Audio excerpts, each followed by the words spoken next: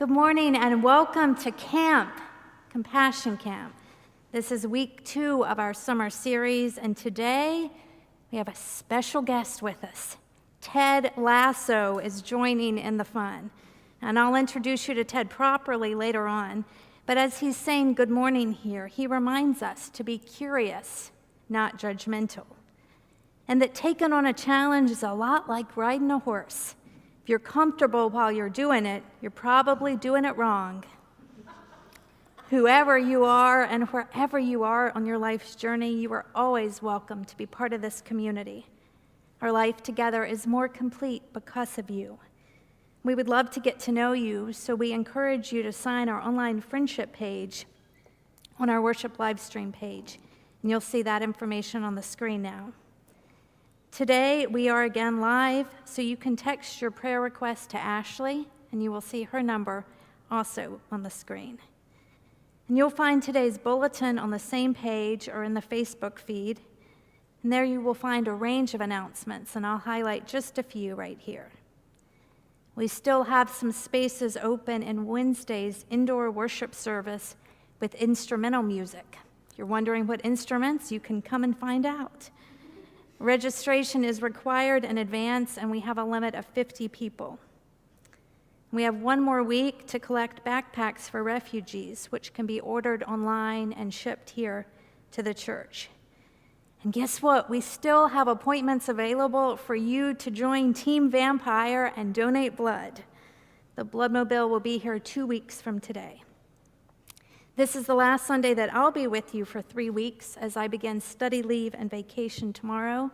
And I'm grateful for the support of this church with time to renew and restore. Finally, the flowers today are given by Pamelia Henriksen in memory of her parents, Don S. and Jane C. Anderson, and in honor of farmers who nourish our bodies and teachers who stimulate our minds. Now we begin our worship with a centering moment from Susie Lohmeyer. So take a breath in and out and begin where you are. Good morning. Today's practice is about having compassion and taking care of yourself so you can help others. We'll start with crisscross applesauce, hands on our knees, roll the shoulders back. Eyes can be open or closed. I'm going to close. Start with some deep breaths, starting the low belly, moving up through the chest. Inhale and exhale. Inhale and exhale. And inhale and exhale. Blink your eyes open. This time, inhale with your arms up. And exhale down. Inhale up. And exhale down. Inhale all the way up. And then exhale over to your right side. Put your right hand on the ground. Left arm stretches up. Ashley's doing some modifications if you're in a chair or just prefer to stay seated. You can grab the underside of your chair if you don't have a space to your right. And then inhale up, exhale, just swing open to the other side, giving yourself some nice side stretches. Taking some nice deep breaths.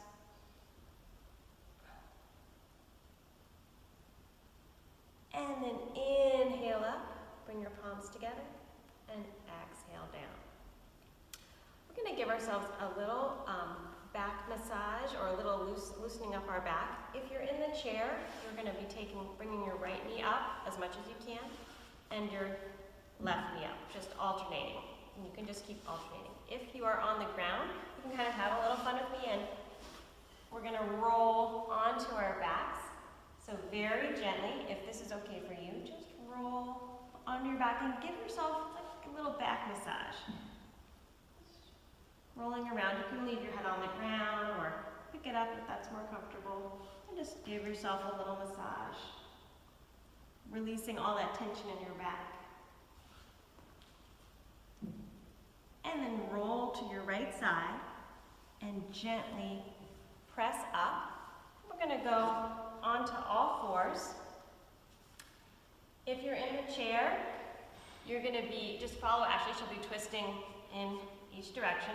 So pull your belly button in, roll the shoulders back, and then take an inhale, and then you're going to bring your hip and your shoulder together. So your left hip and your shoulder, you're getting a nice little twist here. Inhale, center. Exhale, over to the right this time.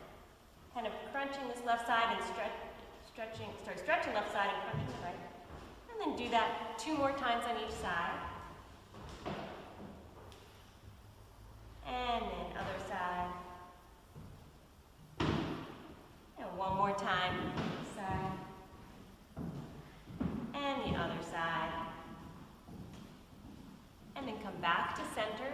And then we're going to move to the nicest pose for relaxation, child's pose, which you can also do in a chair. It's forward bend, where you're just releasing down.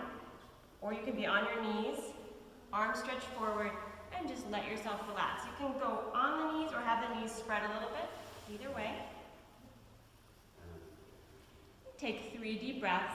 Inhale and exhale.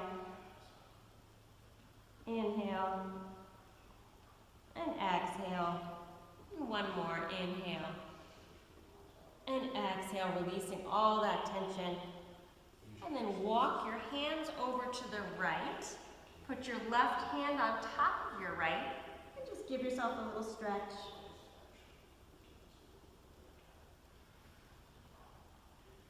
And then over to the other side.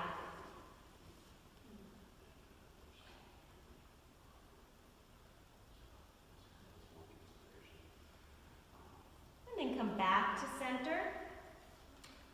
If you're on your knees, you can sit on your heels and then gently come all the way up. Put your hands at the base of your back and just very small back bend, just opening yourself up a little bit. Giving yourself a nice little stretch. And then coming back down. And come back down to seated in your crisscross applesauce. Hands covering the knees. We'll take 2 deep breaths here. Inhale and exhale. Eyes can be open or closed. Inhale and exhale. On the last one, inhale your arms up. Bring your palms together. Exhale down to your heart center. Blink your eyes open if you like. And namaste. Thank you.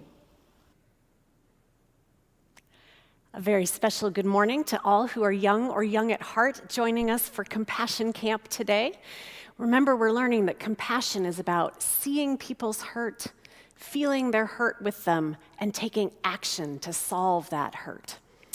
So I wonder, when you make a mistake, what do you say to yourself? Do you use words that are kind or words that are unkind? Do you use words that are loving or words that are mean? Do you show yourself compassion, or are you really critical of the mistake you've made, no matter how big or small it is?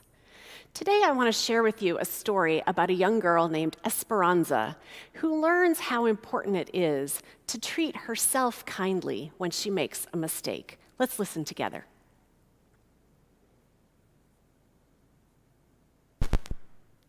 Listening with My Heart by Gabby Garcia. Esperanza's tummy fluttered as she practiced her lines on the porch. Today was the class play. Waiting for Mama to walk with her to school, she paced back and forth when suddenly she spotted a heart-shaped rock. Esperanza picked it up and showed it to Mama as soon as she walked out. "I see you found a little treasure," said Mama. She rubbed its rough surface and felt a twinkle of joy. "Well, maybe it's a sign." "A sign for what?" asked Mama. Esperanza thought about the class play later that afternoon and wondered what it would be like in the spotlight. "A sign to put my heart into everything I do," she answered. At that moment, they heard scratching and a soft cry. Esperanza peeked under the stairs and spotted a kitty shaking and shivering. No mama kitty in sight. She scooped it onto her lap and cuddled her. She's all alone. I think she's hungry. Esperanza reached for her lunch bag, pinched off a piece of chicken, and offered it to the kitty, who gobbled it up. Mama, I think the rock is a reminder to spread kindness and love. That's what we do when we listen with our hearts. Ah, I think you're onto something, said Mama. Can we keep Cleopatra, please? Asked Esperanza, who had already named the kitty. Well, queens are always welcome at our house, said Mama. If she's still here after school, we'll take her in. At school, Esperanza was more focused on the play than on math or reading. Clutching her script during recess, she noticed Bao sitting alone on a bench. He was new in school this week and didn't speak much English. She wondered if he felt lonely or scared. So Esperanza found a soccer ball and kicked it over to him. A smile spread on Bao's face. He stood, popped the ball in the air, then bounced it between his knee and his head a few times. Wow, dude's got moves, thought Esperanza. They spent the rest of recess giggling and making up hand signals. Afterwards, Esperanza borrowed Ms. Owen's English-Vietnamese dictionary. She wrote friend in Vietnamese, drew a picture of Bao and her, then placed it on his desk. Esperanza rubbed the rock inside her pocket. Listening with her heart made her feel peaceful inside. Finally, it was time for the performance. It was too late for Bao to be in the play, but he stood at Ms. Owen's side as a stagehand. Excitement bubbled as Esperanza awaited her cue. Esperanza walked onto stage, then tripped just as she was about to say her first line and fell splat on the stage.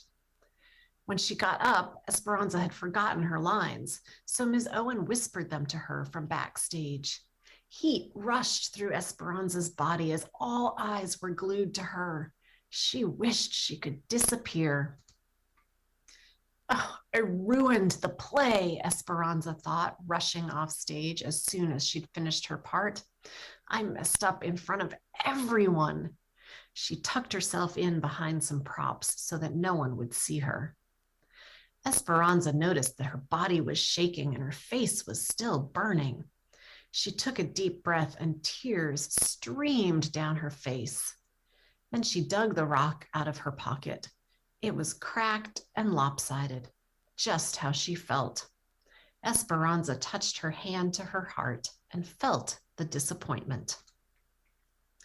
A few minutes later, Bao walked over and handed Esperanza a drawing of her with the word friend written above it. Esperanza nodded, and then she realized she hadn't been